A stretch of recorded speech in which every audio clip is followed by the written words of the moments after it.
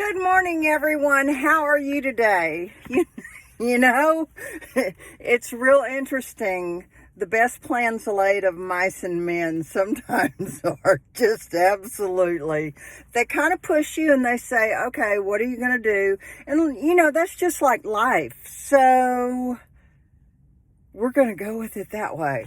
Last week I started talking about boundaries, and boundaries are such a wonderful thing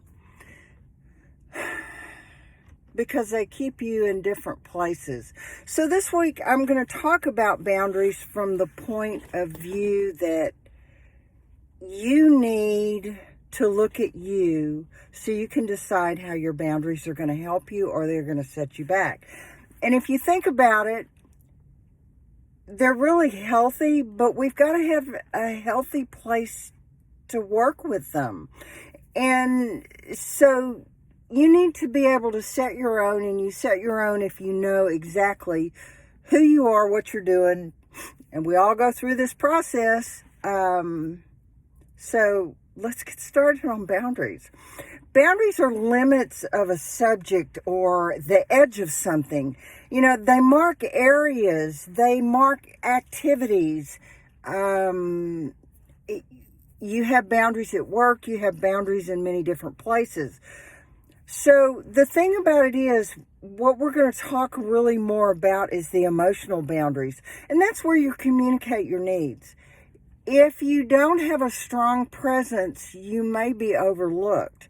If you have trouble speaking, you may be overlooked. So it's not about a feeling, it's about everything. It's not about feeling nothing. It's about finding a middle ground so you can maneuver whatever way you're thinking that you need to maneuver. And it's a space where you feel and respond lovingly to others' emotions without letting your emotions dictate how you're going to act.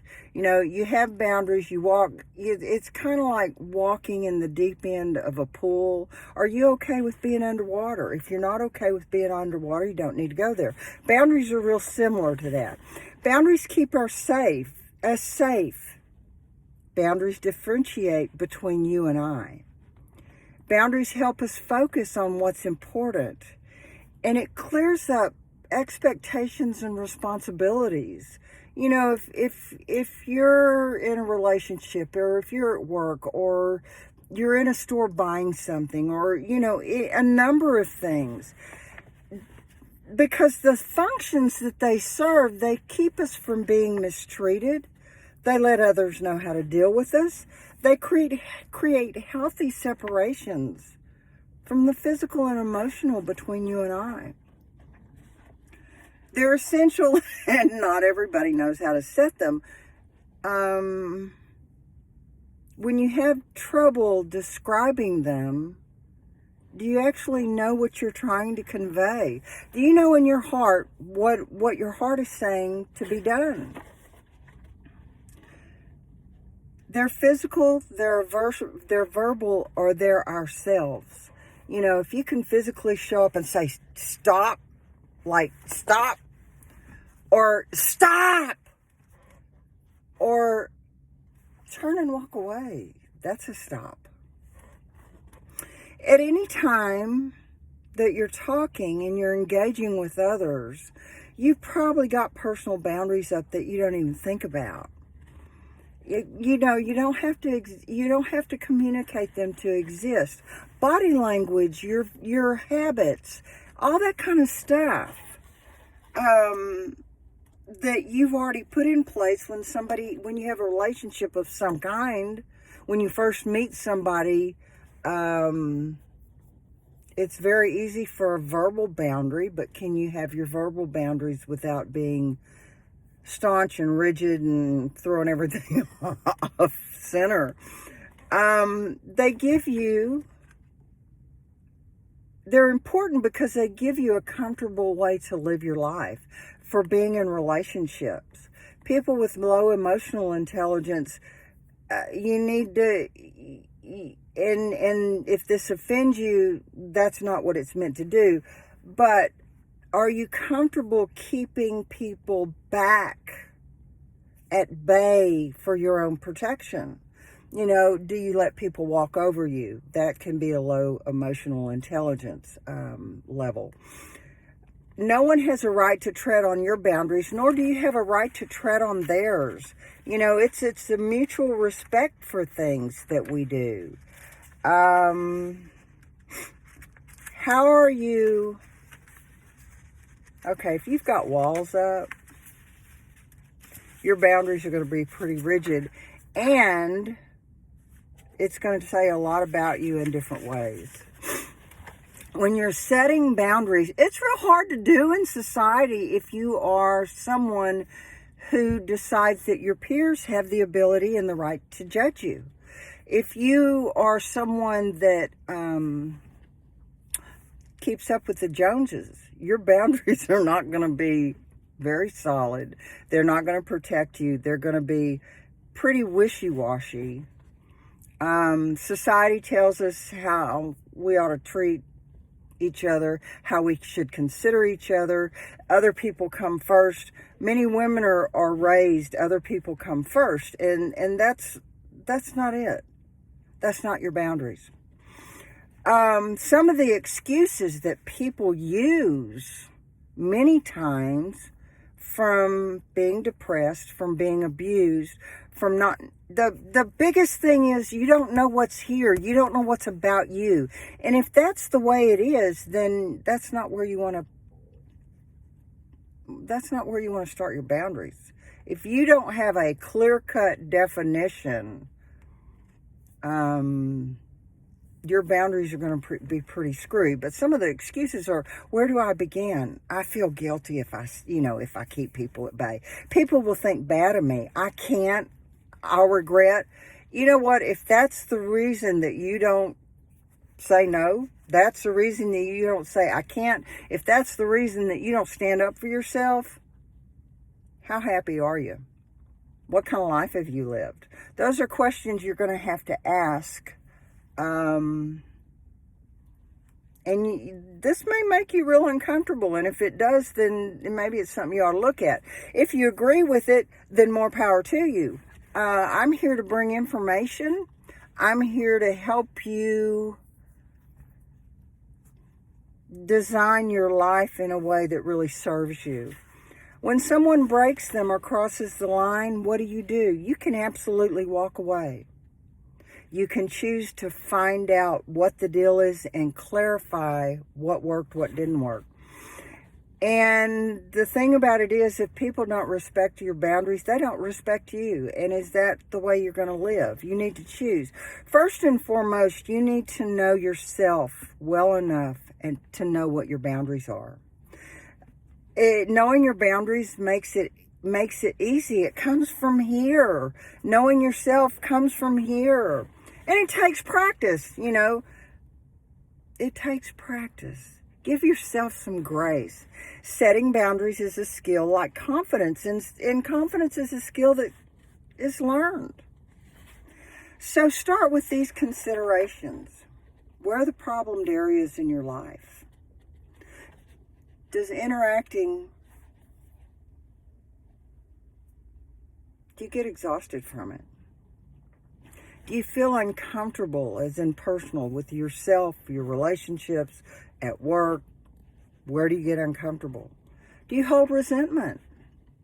There's so many more to this. The emotional IQ on this is knowledge is way up there.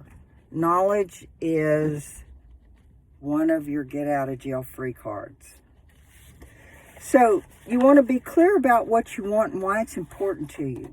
Be direct. Don't apologize. You don't have to apologize for who you are.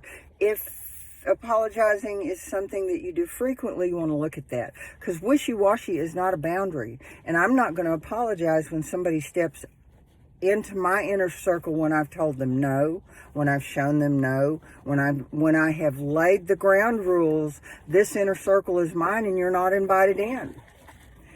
Expect resistance, but do not let that stop you. Some people just need time to access your limitations. Access and accept. You're not responsible for how other people's act. Other people that show up, and if they don't like what you're doing, that's about them. That's not about you.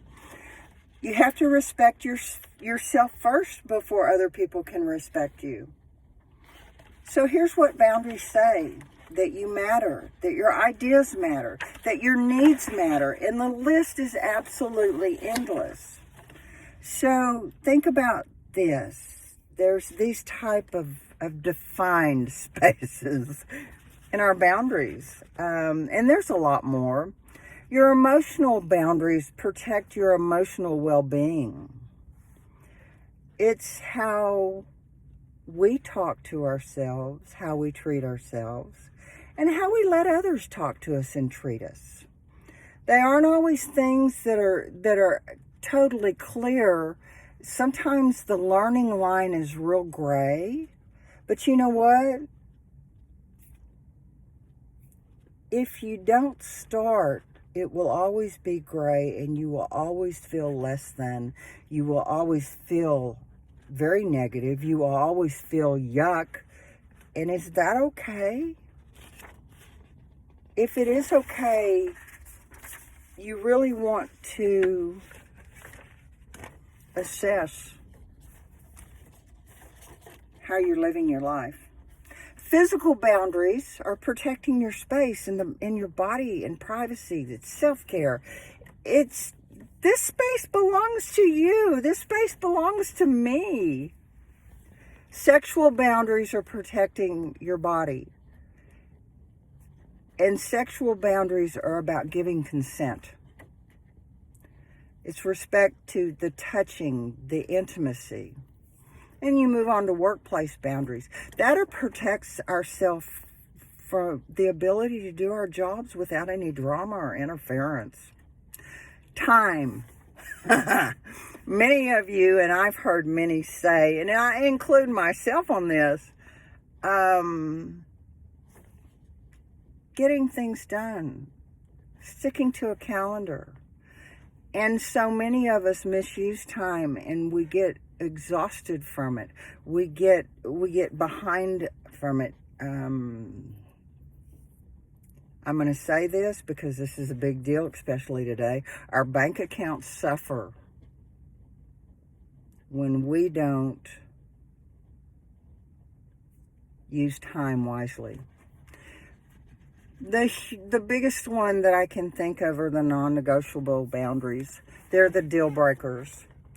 They're the things that absolutely keep us safe. They generally pertain to things like physical violence, emotional abuse, drug and alcohol use, fidelity, and life-threatening health issues. These are necessities.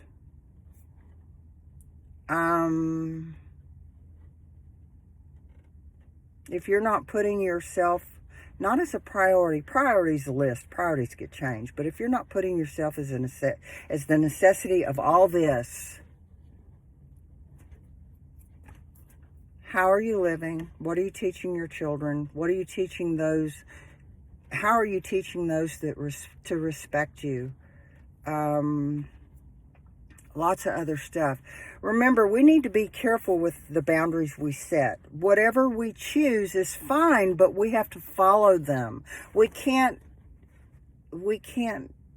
set boundaries and not be consistent on what we do.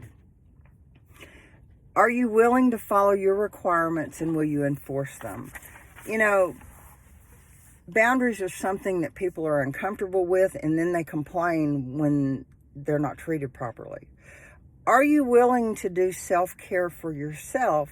And this is what we're in self-care. If you haven't listened to last week's podcast, go back and listen to it and see how some of this applies to that. Do you have an event in your life that you live over and over and over again and wonder why things don't change?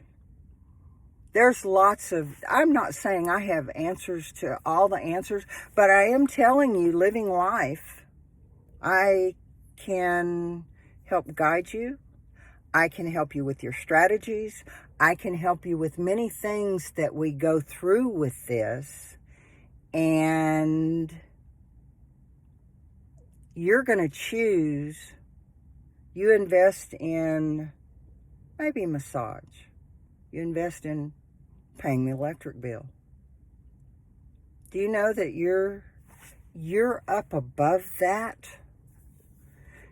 You may not have been taught by your parents that this part of life is important. I stress this because at this point in my life, I've been in 3 accidents over an 18-year period, and 2 of them I wasn't supposed to walk away from. I've lived different places. I've been in relationships. I was fired from a job. And I'm okay with that. It wasn't a good fit. But now this part of my life, and you don't really want to wait till you're in your 6th decade to assess this. If you're past that, that's okay too. But you want to live the rest of it walking in those streets of gold. You want to live the rest of it on your terms. So I'm putting it out there to you. Get in touch with me. Let's assess. Some of you know I've had clients tell me they don't want answers. They're afraid of what they will find out. And that's fine. This person that I'm thinking about, she retired from the military in a commanding position, but she was afraid to see what she was afraid of. She didn't want to know that. Is that the way you're living your life? So I'm going to put it out there for you today. Plant your flag, take a stand, put you first. What do you need to do to get there? Y'all have an absolutely excellent day, and we'll see you next time.